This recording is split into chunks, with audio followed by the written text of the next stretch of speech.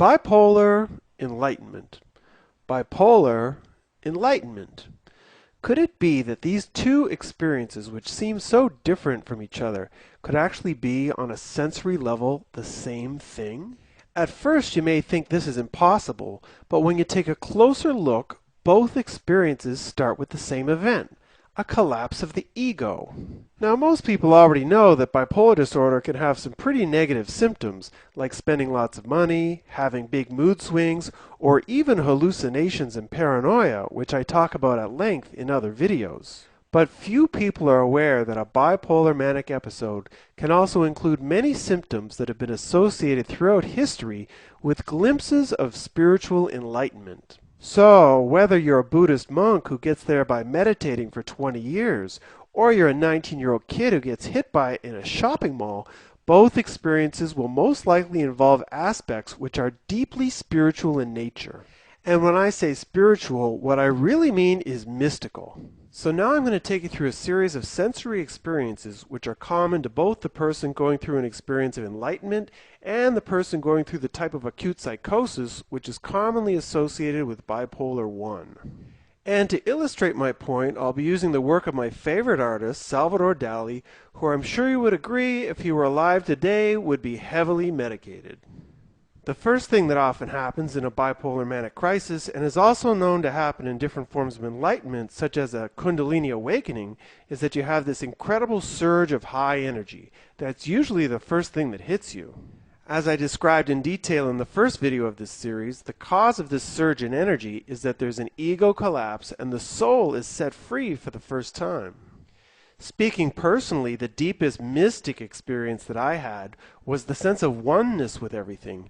You lose the feeling of separation between your body and everything else, so that you feel that you are everything and everything is you. You feel as if you've accessed a deeper level of reality, and with that there is a deeper level of understanding regarding who we are and what we're doing here on earth. The experience is indescribable in terms of communicating in normal language, and as a result, the person in the experience may try and express themselves by using metaphors. A person's senses may also be heightened with improved vision, taste, smell, and hearing. They also have a heightened sensitivity towards other people. You can feel other people's vibe or read their thoughts in a way that you never could before.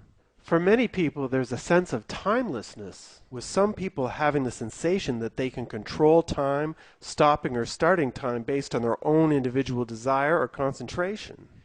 There will often be an overwhelming sense of love coming out of you with an affection for other people and an appreciation for beauty, so that you may find yourself having expressions of love for even plants or animals. There is a release of many repressions in these experiences, and one of the biggest is the release of the shame we have of our own bodies. This is why it's so common for people to strip naked during psychosis. And with all of this happening, there's just an overwhelming feeling of sacredness to everything, as if you're in the most magnificent church or temple in the world. Everything around you seems to be touched by God. As Dr. John Weir Perry describes in the book The Far Side of Madness, you may feel that you're in a type of middle world, not quite heaven, not quite earth, a sort of purgatory or bardo in which all of these experiences are happening. And very often in this middle world, you'll feel that you're being tested by God in some way, and that maybe even people are coming to you not as they appear, as in their earthly name, but as some sort of characters that are there to test you. And a big part of this test will involve a confrontation with death. Most people feel that they are somehow encountering their own death or think that they have died in this process. As part of the healing which takes place, there is often a regression into the origins of your own life. Many people find themselves returning to their early childhood or even into the womb of their mother. Others have the sensation of returning to the beginning of the cosmos, the Big Bang in a sense.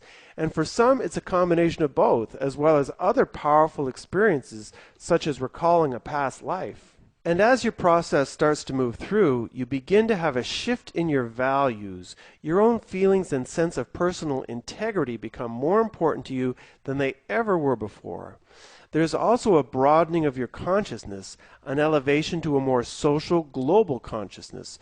So that global issues such as the environment or poverty, which maybe were in the back of your mind before, now are right in front of you as a pressing issue.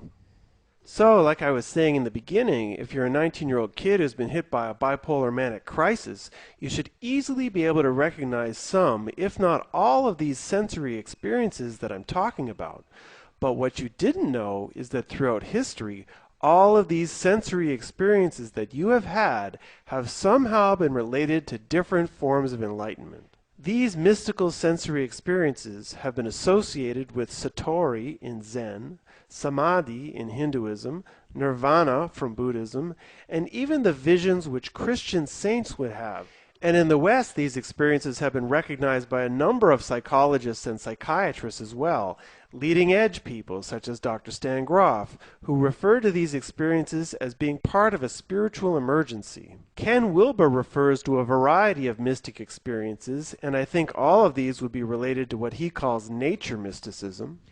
And Abraham Maslow, who is most famous for the Maslow hierarchy of needs, referred to what I describe here as part of a peak experience. So there's clearly a history of understanding these experiences on a psychological level in the West. However, what is enlightenment or a mystic experience in the mainstream today? Well, according to science, psychiatry, and our supposedly modern society, enlightenment is insanity. It's a bipolar manic crisis, an acute psychosis. It doesn't exist. It's a complete breakdown of our rational thought caused by brain damage or a chemical imbalance. It has no value to your life whatsoever, and it's to be stopped with medications at all costs.